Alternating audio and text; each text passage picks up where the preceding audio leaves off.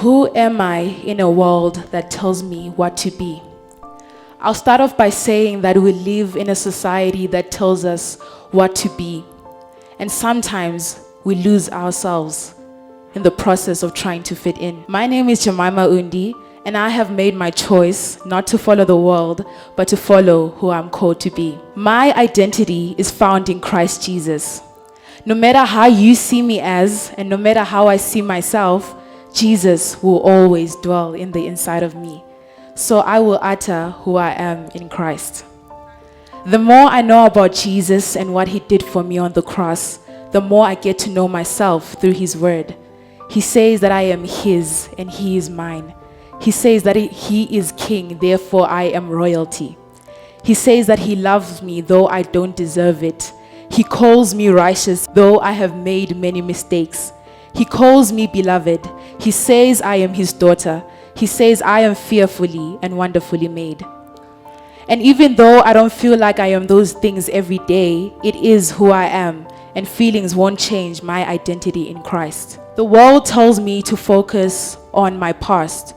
You lied yesterday. God doesn't love you anymore. How can you do that and still call yourself a child of God? The world tells me, look at that thing that happened yesterday. How can God still be real? The world tells me to look at all these distractions. And of course, these things will always be there, but where are your eyes at? And my eyes are on Jesus. And no, I'm not talking about the long hair or the robe or the skin color. I am talking about his word, his love for me, and who he is. And that is what I choose to fix my eyes on. One sacred and divine place I can really come away of the things of the world is church, the house of the Lord. There's so much freedom here. And it's not about the building or the amount of people that there are, but it's all about the Lord's presence. It's all about receiving from Jesus and him freely giving. So I enjoy church and spending time with Jesus. It always makes a cold day not only warm, but on fire. And here, I don't have to fake it till I make it with my walk or my smile or the way I dress, but I can freely do all these things with the welcoming congregation, who to me are more than a congregation, but a family. I do appreciate my parents for encouraging me to go to church every Sunday and Thursday, because without their encouragement to go for the things of God, I would be living life depressed and going all sorts of directions with no destination. And the pressures of society would have blinded me from who I truly am. I remember being younger and not wanting to go to church at all. You literally find me secretly playing Minecraft at the back seats.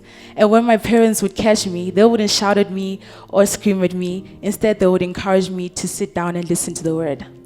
What I'm trying to say is, without them saying, sit down and listen to the word, I wouldn't have known that Jesus bared the cross because he was pursuing us, pursuing me. And he resurrected for me not to be who I was, but to be a new creation born again to rule in life. I wouldn't have known that Jesus is the Son of God and that I am part of his family. I wouldn't have known that I don't have to self-discover to know myself. I wouldn't have known that to know myself, I needed to know Jesus. Knowing my Creator has helped me to see the bigger picture and has made me to believe in the impossible. That I can heal the sick, that I can raise the dead, that I can see heaven itself. And I can call myself a dependent person because I am dependent on him every single day, knowing he won't let me down. I don't have to be limited by my body, my mind, my feelings to determine who I am. Because, I quote, I have been crucified with Christ. That is, in him I shared his crucifixion. It is no longer I who live, but Christ lives in me. The life I now live in the body, I live by faith in the Son of God who loved me and gave himself up for me. Thank you for listening.